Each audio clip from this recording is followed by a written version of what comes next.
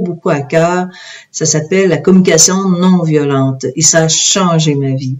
Alors, je me présente, mon nom est Céline Vallière, je suis avocate médiatrice, conférencière, formatrice, auteure et aussi mère de famille. Je pense qu'on oublie de le dire parfois, ça, comment ça peut être important. On apprend beaucoup avec les enfants, surtout dans la communication. Et justement, c'est quoi? C'est la communication non violente. Bien, ça vient de recherche d'un psychologue américain qui s'appelait, et je dis s'appelait parce qu'il est décédé, Monsieur Marshall Rosenberg. Alors, lui, c'était quelqu'un qui était intéressé à comprendre le fonctionnement humain. Il voyait dans son enfance des situations difficiles, donc il avait entendu parler des horreurs de la guerre et c'est un juif à cause de son nom, de la couleur de sa peau, de la couleur de la peau des personnes. Il voyait qu'il y avait de la violence puis il cherchait à comprendre mais qu'est-ce que c'est cette violence. Alors il est devenu un psychologue.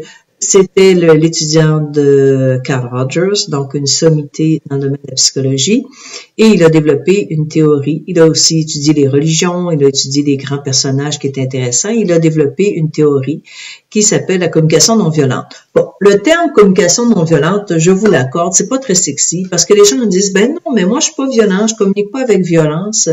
Mais les préjugés, les blâmes, les reproches, les critiques qu'on peut faire, c'est une forme de violence. Donc, on n'a pas besoin de gueuler après quelqu'un pour être violent d'une certaine manière. Pourquoi ça m'a intéressée? Ben, tout d'abord, ma formation, c'est une formation d'avocate. Et je trouvais que comme médiatrice, il me manquait des outils de fonctionnement. Je regardais souvent mes collaboratrices, je leur disais, qui étaient à travail social, je leur disais, j'ai l'impression que vous avez une tête ovale et moi j'ai une tête carrée d'avocate, puis j'aimerais ça avoir plus d'outils d'intervention. Alors, je suis allée une fin de semaine sur la communication non violente et j'ai beaucoup aimé. C'était avec le groupe Consentia du Québec, qui existe toujours. Donc, si vous êtes intéressé, ils offrent de belles formations sur la communication qu'ils ont appelé la communication consciente. Alors, ce modèle-là, je vous le présente, il est souvent présenté comme ça, en 4 mots, tout simplement. Alors, c'est simple, c'est un modèle qui est très simple et efficace, mais parfois, c'est vraiment une façon de penser différemment. C'est une façon de voir différemment. Donc, les 4 mots importants, ils sont tous importants. Là, je vais vous les présenter. C'est observation, sentiment, besoin, demande, et quelle est l'intention et quelle est l'empathie. Alors, on va décortiquer, je me donne à peu près 10-15 minutes pour vous expliquer le modèle, là, mais je vais y aller quand même assez rapidement. Je vais vous suggérer des lectures. Premièrement, observation neutre. Alors, c'est d'enlever tous les jugements, les a priori, les procès d'intention. Donc, quels sont les faits? On va s'intéresser davantage aux faits que aux préjugés. Donc, on est plus dans l'observation. On va chercher des faits qui sont admis par tous, qui sont fédérateurs. Les sentiments, c'est quels sont mes sentiments? Et quels sont tes sentiments? Donc, dans la communication non violente, on s'intéresse d'abord et avant soi. Donc, c'est de se connecter à soi, c'est très important, pour être capable de se connecter à l'autre. Et on va s'intéresser à ce qui est vivant à l'intérieur de nous. Qu'est-ce qui est là à ce moment-là? Et ça a l'air simple à dire comme ça, mais moi, quand j'ai commencé cette formation, je n'étais pas très connectée à mes émotions, à mes sentiments, parce qu'il y avait trop de souffrance quelque part. Et de toute façon, c'est un matériel assez complexe pour la plupart des êtres humains. Reconnaître l'émotion, la nommer, qu'est-ce qui est là et tout ça. Donc, mais ça se pratique et ça peut très bien se vivre. Ne vous inquiétez pas. Aussi, je vais vous dire, si vous aviez des questions, n'hésitez pas, vous pouvez poser vos questions dans la boîte là, et je vais répondre au fur et à mesure. Ou si plus tard vous avez des questions, ça me fera plaisir aussi d'y répondre. Donc, j'ai parlé des sentiments, les besoins.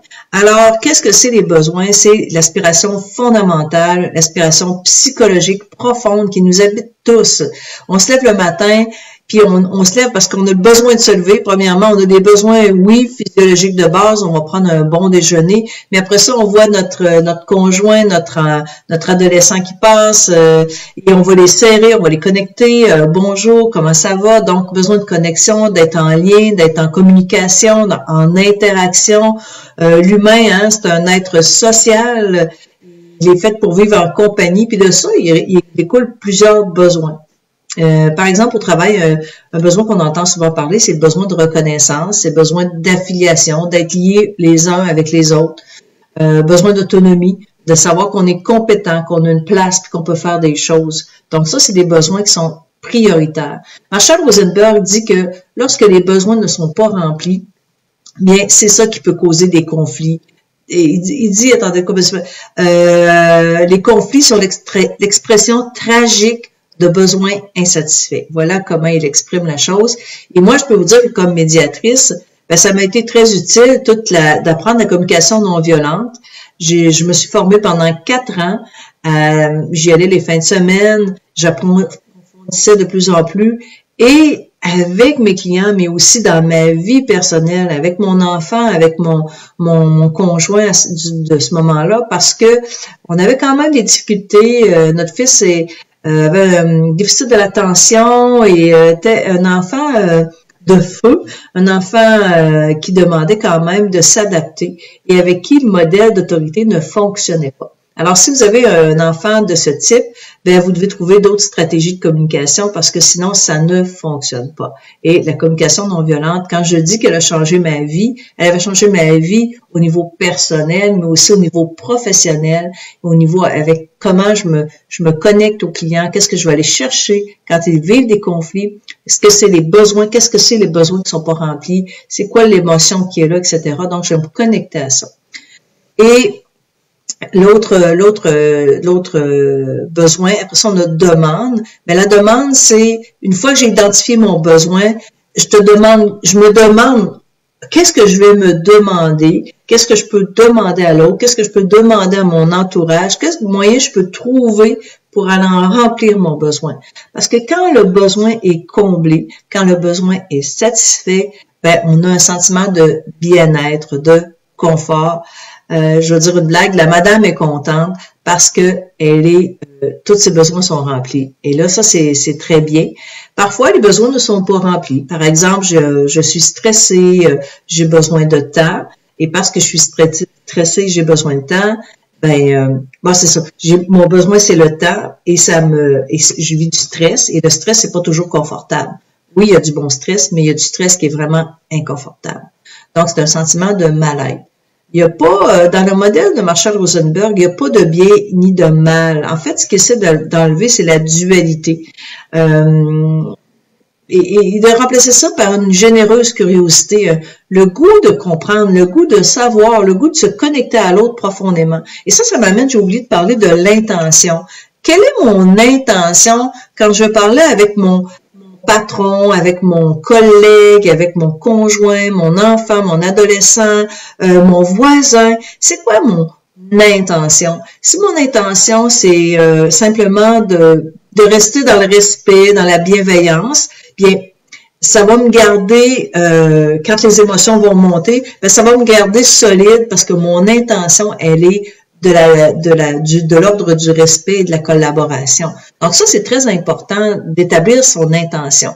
Si on a une intention d'aller régler des comptes puis de lui dire ce qu'on y pense en pleine face, ben là, on est dans une certaine violence et c'est sûr qu'il va pas ressortir quelque chose de positif là-dedans.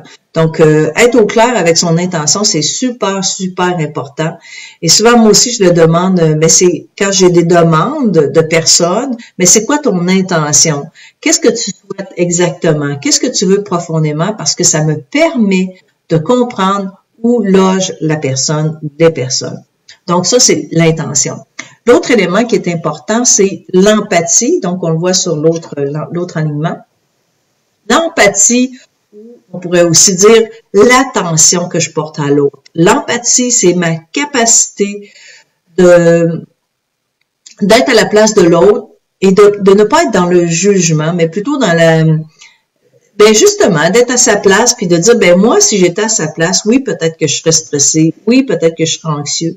Parfois, j'ai des gestionnaires, parce que je fais de la médiation dans les organisations, j'ai des gestionnaires qui me disent, ah, mais c'est des chicanes de maternelle, ah, mais ils n'ont pas raison, mais c'est pas des chicanes de maternelle. Pour les gens qui les vivent, ce n'est pas des chicanes de maternelle. Et quand quelqu'un me dit ça comme ça, ben il manque beaucoup d'empathie à quelque part.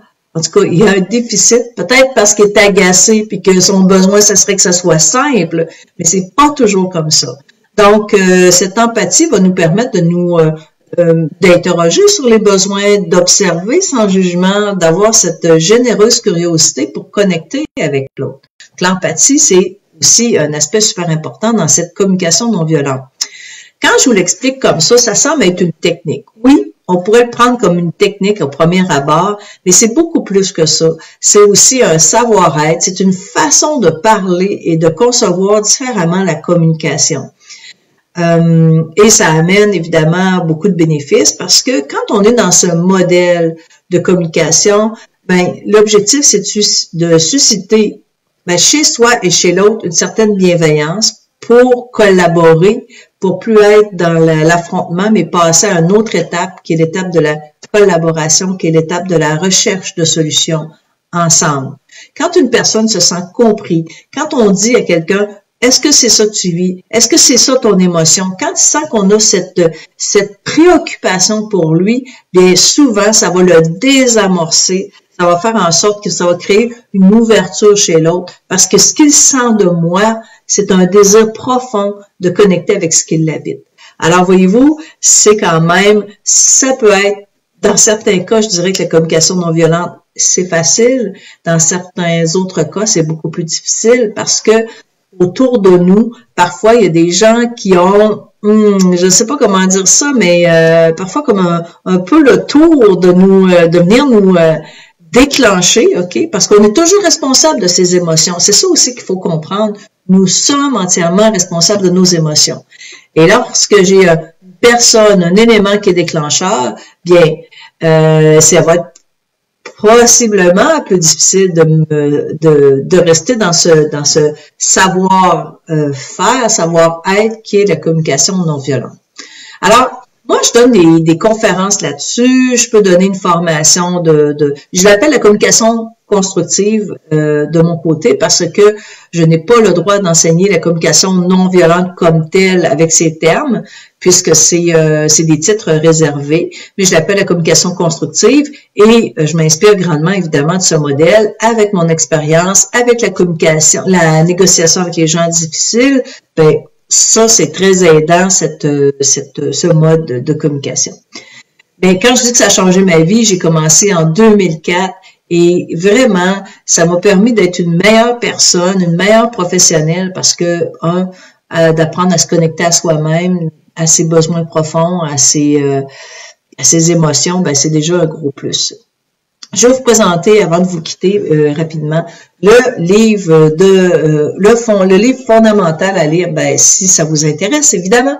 Ce sont Les mots sont des fenêtres ou des murs de Marshall Rosenberg. C'est le livre de base qui donne les fondements de la communication non violente. Donc, on commence par ce livre, mais il a fait beaucoup de livres et ça a été adapté à toutes sortes de situations.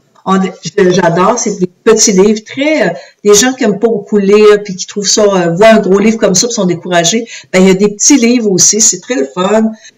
Nous arriverons à nous entendre, qu'est-ce qui vous met en colère, l'art de la réconciliation, éduquer, ça pour les parents, éduquer sans punition ni récompense, élever nos enfants avec bienveillance.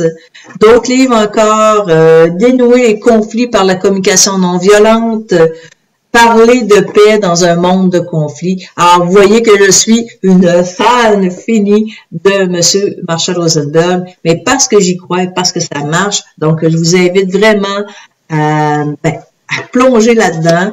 Nous avons sur mon site, je vais avoir une liste des sentiments et des besoins que vous pouvez, elle n'est pas encore disponible, on est en train de préparer un onglet pour outils et on va la rendre disponible. Si vous voulez la liste des sentiments et des besoins, simplement à m'écrire info @célinevallière.com et ça va me faire plaisir de vous la faire parvenir. Alors voilà, ça termine. Je sais qu'on a beaucoup de choses à faire, hein. Et il y a beaucoup de choses à regarder, à s'occuper. Donc je vous laisse, je vous embrasse et ben c'est drôle à dire, mais je vous souhaite une merveilleuse année 2020, comme c'est mon premier Facebook Live de cette année. Alors merci et à bientôt.